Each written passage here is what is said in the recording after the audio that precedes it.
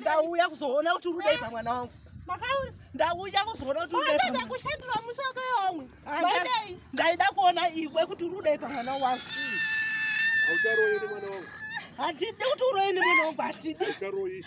Handidi. Aucharoyi futi ni mwana wangu. Handidi.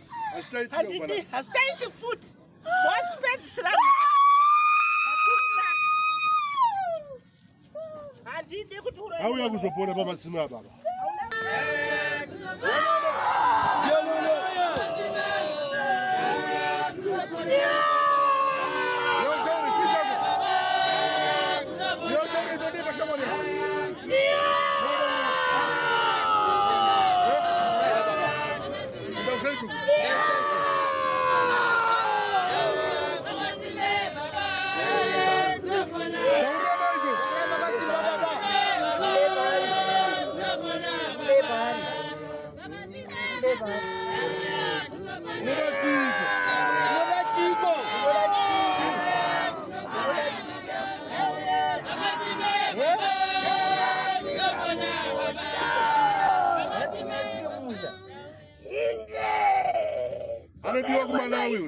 Anodiwa kumalawi.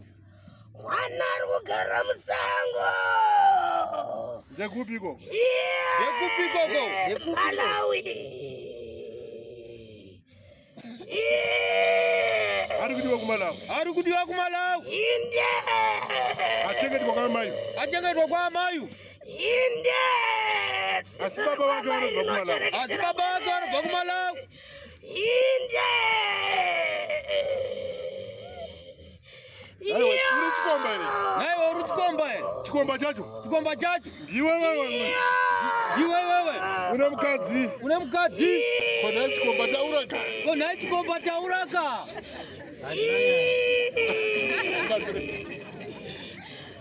Atandimudi andigari nemaurenyi. Ndaisa siziyo kuti makavhara nzira iyoyo. Makavhara nzira ipi? Makavhara nzira ipi? Ndaifunga kuti pamwe yavhurika zvakare. Ane munhu aifambidzana naye pavakamboita kutaura. Ndikati kwete wawatsvaga handimudi. Pane nyaya chimwe chikomba. Kuti kwete anyara rebope pake re.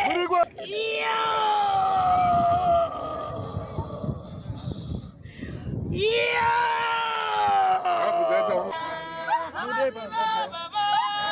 Taura kasika. Simba baba. Juani. Unodeba tanzi yangu. Juani unodeba nzati yangu. Juani.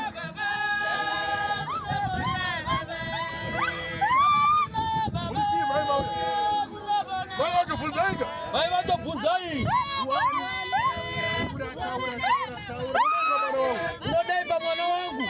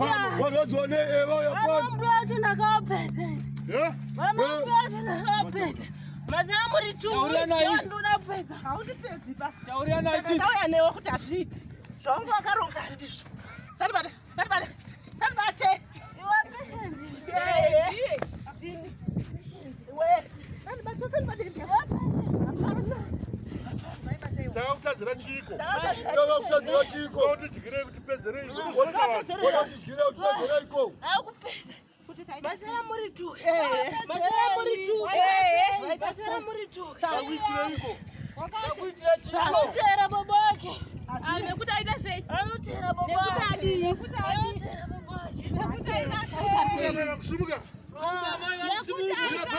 Uya pano. Saba uya pano. Papa uya pano. Nawe taura iwe. Haisikuwa kuseka. Haisikuwa kuseka. Ila papa mwana. Ila papa mwana. Uwa chinza wasara wari tuwa.